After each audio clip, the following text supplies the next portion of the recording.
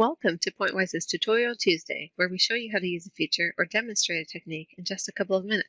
In this video, we continue the discussion about troubleshooting techniques for issues with high-order export. Today's video will focus on geometry and projection-related issues that can affect the high-order export process. Here we have a surface mesh on the NASA CRM. This version of the CRM uses an infinitely thin aft fuselage closure. Let's take a look at it from a different angle. We can see that as a surface mesh meets this symmetry plane, the angle becomes nearly coplanar. While we are able to create a valid linear mesh with this configuration, these high angles can cause problems for the interior of high-order cells. We recommend instead using a blunt edge.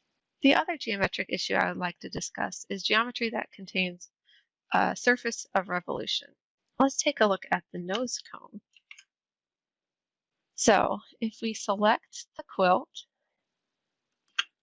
we can display the isolines by going to attributes and unselecting default for isolines. And here I've just displayed it with a 10 by 10 grid. And we can see that, in fact, this surface does represent a surface of revolution.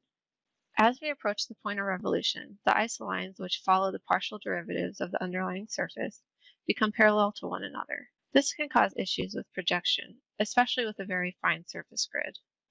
If your worst quality element is consistently near a region like this, you will want to inspect the surfaces as we've done here, but you'll also want to inspect the connectors themselves to make sure that their definitions are valid. Finally, the elevation and smoothing aspects of the high-order export process involve iteratively projecting the high-order points onto the underlying databases for database-constrained domains. To reduce the overall number of projections, you can make sure that any planar domains have their shape defined as free.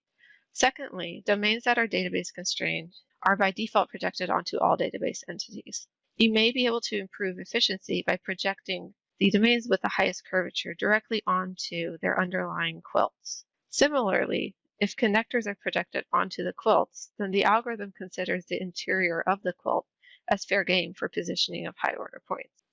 In most cases, though, you want the connectors to remain on the boundaries between the quilts.